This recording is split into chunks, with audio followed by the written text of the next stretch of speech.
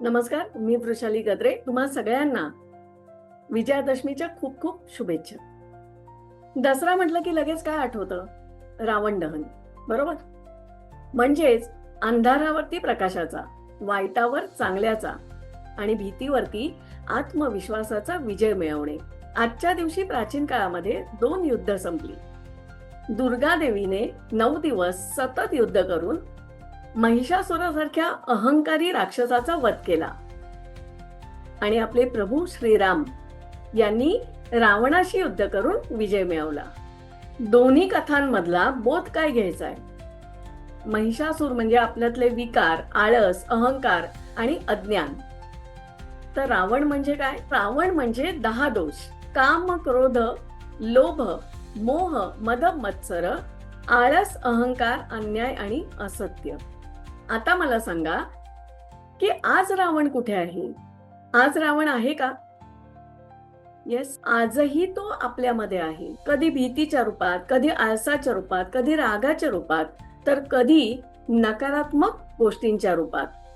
या शत्रूंना जर काढून टाकायचंय तर कसं काढून टाकणार?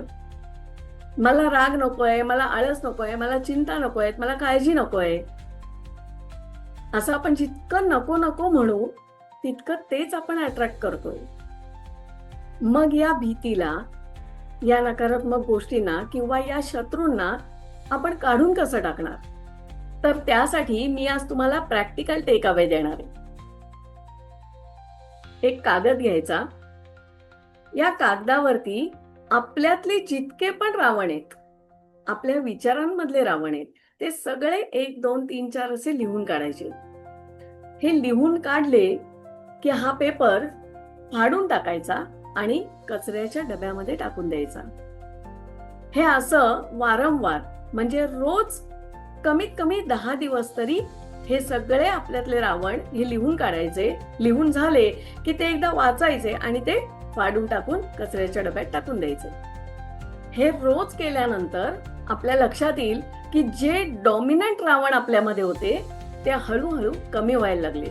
आपल्या वागण्यात, आपल्या बोलण्यात बदल व्हायला लागलाय, फरक पडायला लागलाय. आता मला सांगा, तुम्हाला तुमच्या रावणांवरती विजय मिळवायचा आहे का?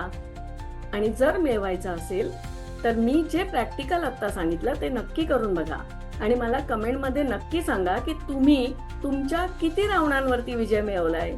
माझा हा व्हिडिओ जर तुम्हाला आवडला असेल तर लाईक, शेअर आणि सबस्क्राईब नक्की करा. आणि हो, माझ्या फेसबुक आणि इंस्टाग्रामला नक्की फॉलो करा. जय हिंद, जय भारत. धन्यवाद.